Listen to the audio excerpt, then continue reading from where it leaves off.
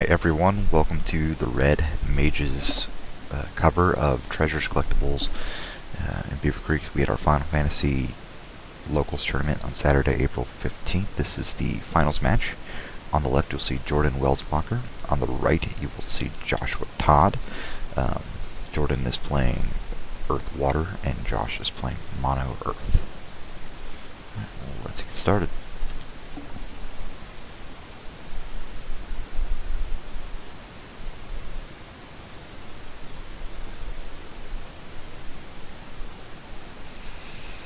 So Jordan is going to be on the play here.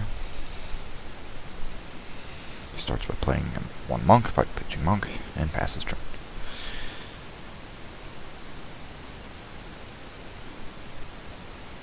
Josh is deciding what to do.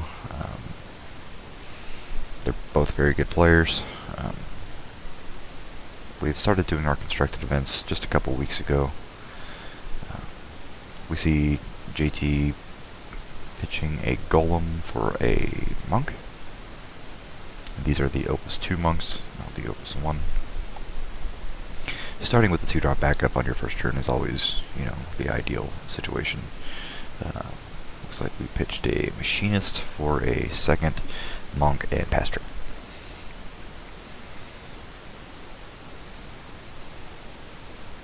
You're seeing Jordan dull his monk for a Earth CP. Let's get a pitch guy for 2 more and play Visoya. Now, Jordan has an affinity for this card. Just about every build I've seen him make plays Visoya. It's a very good card. I think it's a very underrated card in Opus 2. JT plays Anacross, which gives all Earth forwards plus 1,000 by pitching Opus 1 monk and tapping or dulling his Opus 2 monk. Back to Jordan.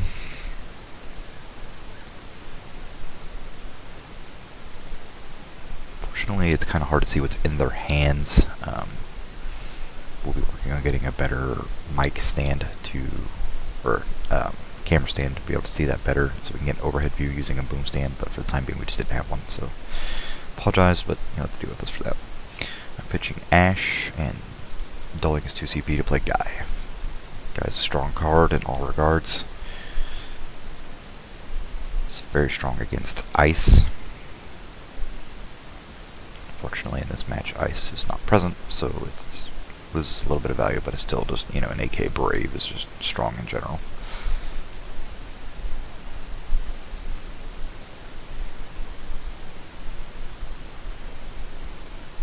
We're seeing 3 dull Earth CP, pitching Tama, and we're playing that Brish. Brish is a 5-drop legend from Opus 1, very strong card. Now we both have 2 big dudes on the board, and both of these dudes kind of make a presence for each side that makes it really hard to get through. It's kind of Earth's shtick, you might say.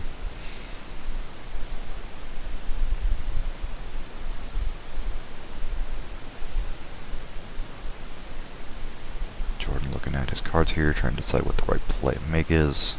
We know he needs to get around this Prish. Prish has some pretty strong abilities to make it hard to get past and hard to block. It's just a really strong card. We're going to pitch Leviathan, play the Scholar, play the Ingus.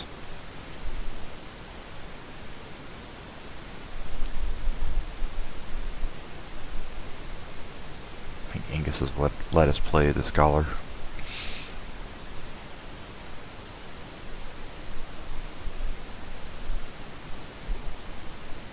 Now we can see in JT's hand, Josh's hand here, that he has a Heka Tonk Chair, which is a insanely good card.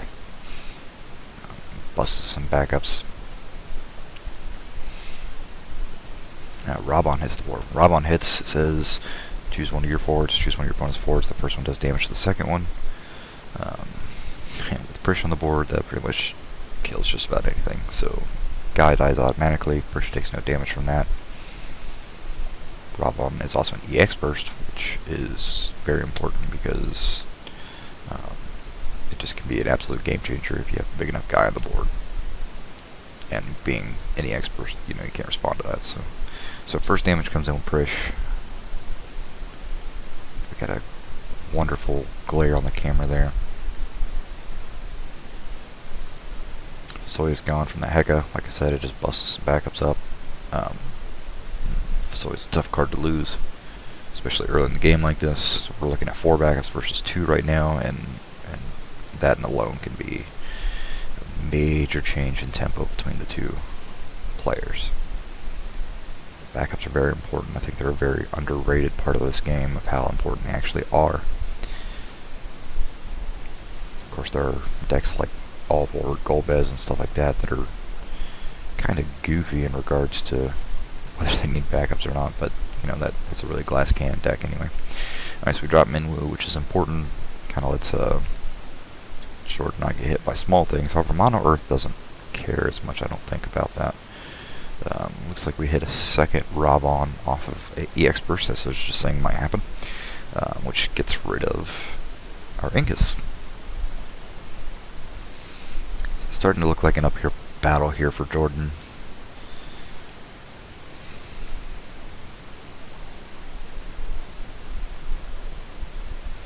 Got another Heka in hand, which is insane. He's activated Prish's ability there to ramp him up a little bit, to give him Brave, so that he can swing without missing him. And of course there's the Heka coming in for the Minwoo, the second best card you could have hit with that. So you got rid of 2 of the best cards that our friend Jordan here can put in the back row. And we're still looking at 4 backups to 2.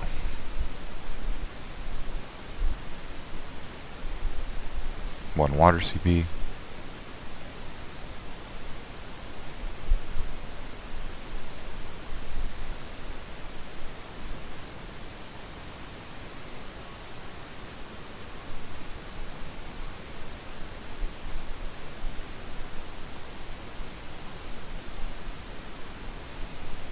No water CP.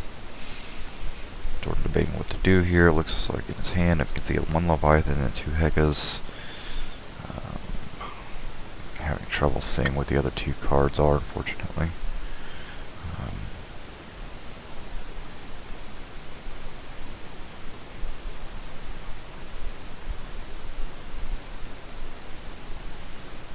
Looks like Josh has 2 cards in his hand currently, but they're face down, so I can't quite tell.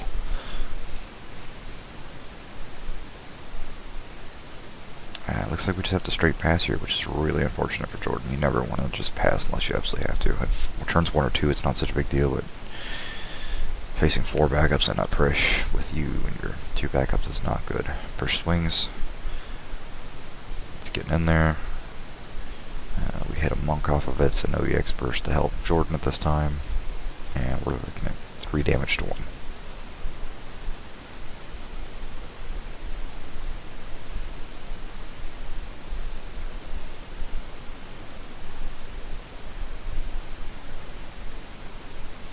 Still deciding what to do here. Facing a Vincent on the board. Vincent's so strong.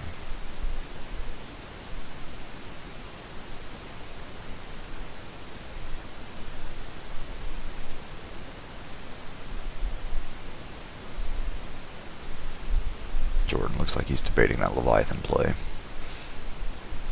And there it goes. We're going to bounce the Prish. Still facing Vincent though.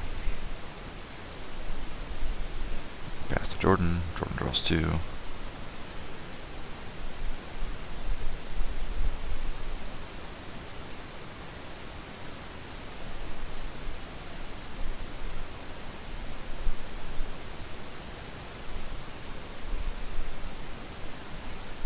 deciding what to do here, checking his graveyard, discard pile, break zone, whatever it's called in this game. Sorry, that's what happens when you play multiple TCGs. You get 5 different names for what you put your dead cards in.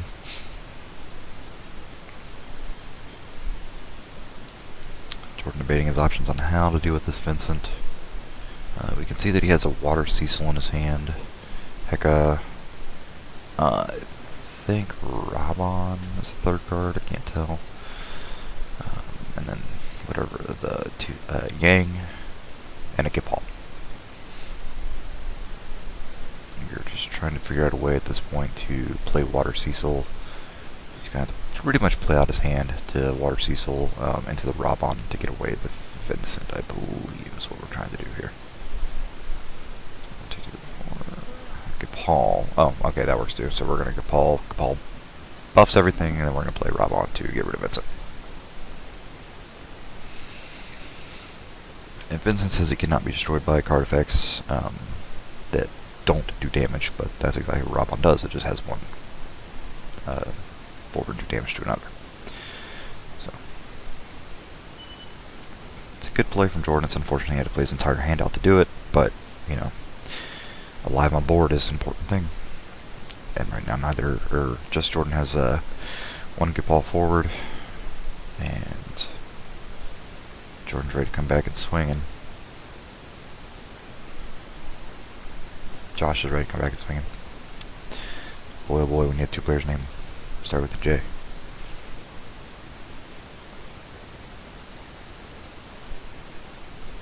Here's Precious back.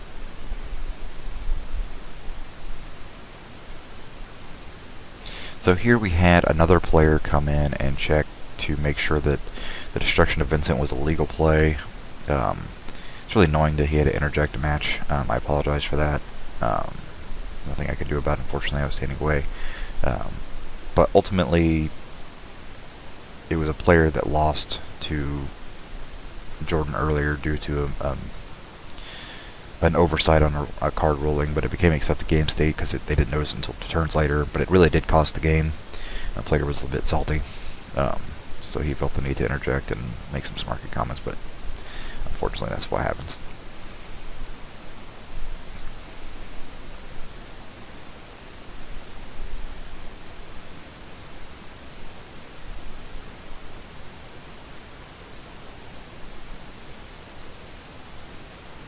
Like I said, the Rabon kill of Vincent was completely 100% legal, is how the card effect works.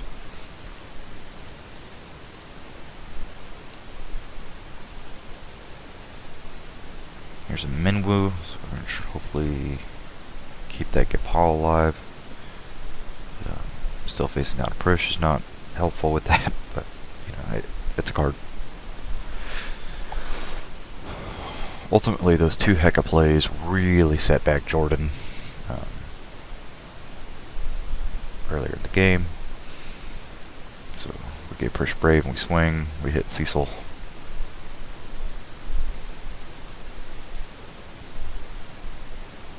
Which would have been a great card to have going forward. And we got Vincent again.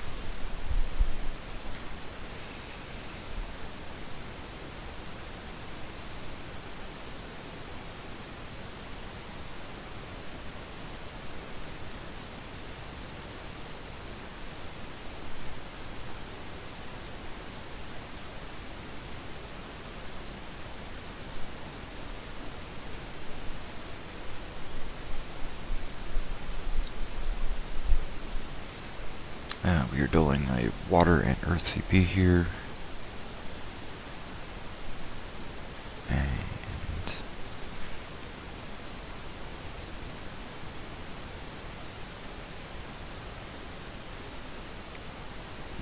playing the fairy so that we can, or sorry, ditching the fairy to play Guy. I misinterpreted what he was going to do there. I thought he was going to play the fairy. Alright, so we've got Guy and Gipal on the left here, and Prish and Vincent. Definitely the advantage is on the right side right now. Because Prish can pretty much get over either of them with ease, with the simple swing. Giving a Brave is just insane. And Vincent's really strong too, but within a cross, since everything's plus 1000, it just makes it really, really hard for Jordan to get any damage in, because we just keep giving Prish Brave, swing into Brave, swing Brave. All damage that would be done would be higher, so Minwoo's kind of sitting ugly, not really doing much. Looks like we have a Golem in hand to try to even out some stuff here.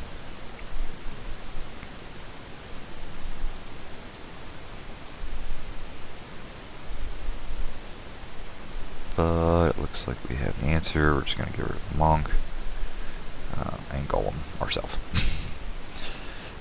So the block is there, but Gapal is gone. And we're swimming with Vincent. We don't want to get rid of the guy, so we're going to take the damage of Rabon. Just going to get rid of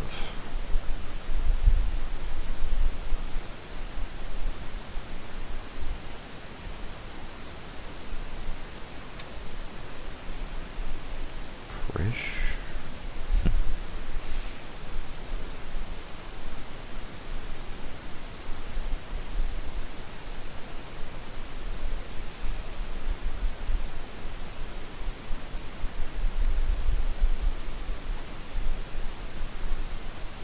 I actually don't think that Prish should have went away there, because Prish should have been at 9k because of N across.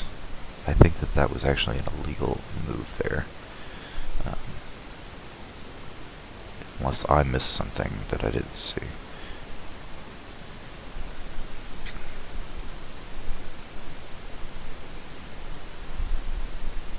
Because Ramen just does damage, and it would have been 8k to 9k.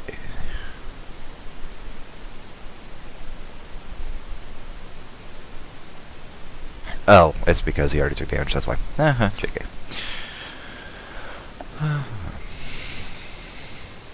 Yeah, he already took damage when he blocked with the Gapal, and it was just a finishing move at that point.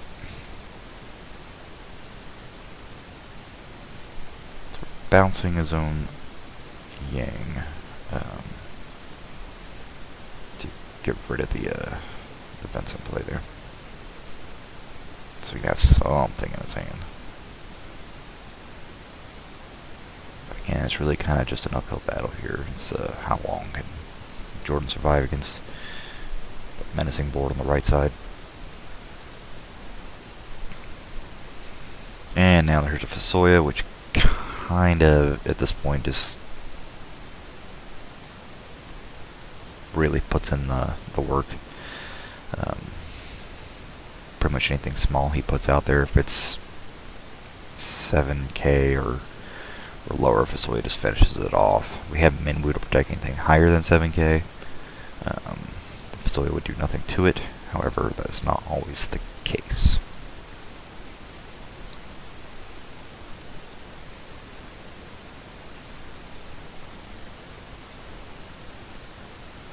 Swing here at Vincent. He's just going to take it because he needs to get some damage in.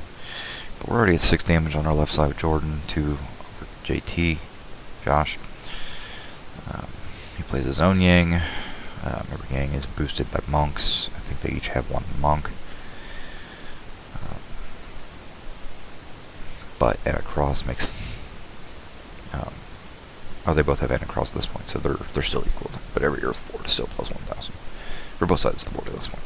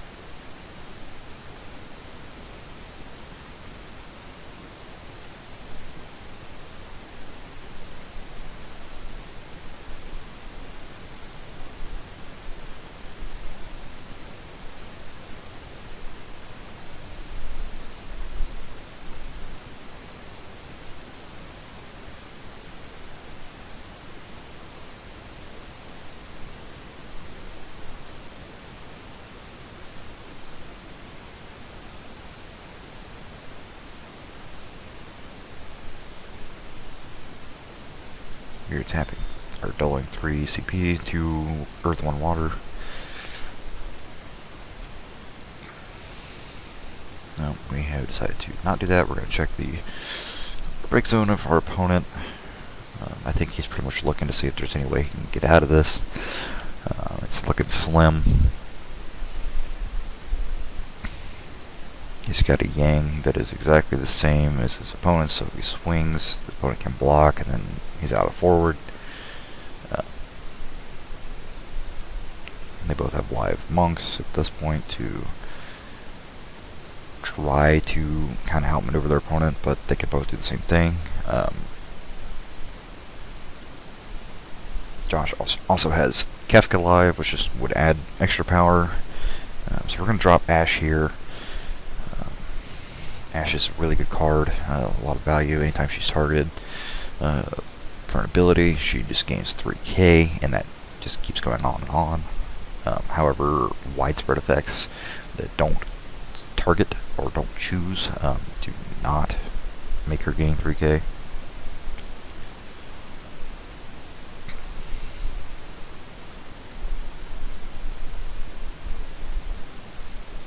So we are using our monk.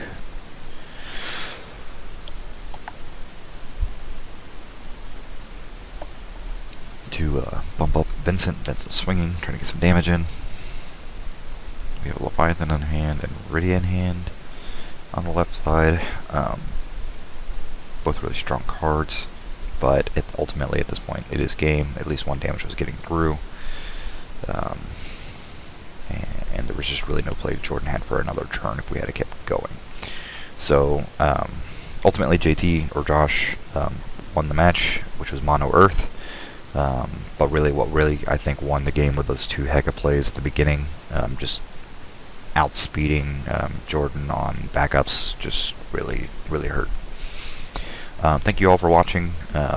This is my first video that I'm putting out for Final Fantasy. There will be more to come. They will be more polished. I apologize for a lot of ums and stuff like that one. Thank you for watching, and we'll see you next time. Adios from the Red Mage.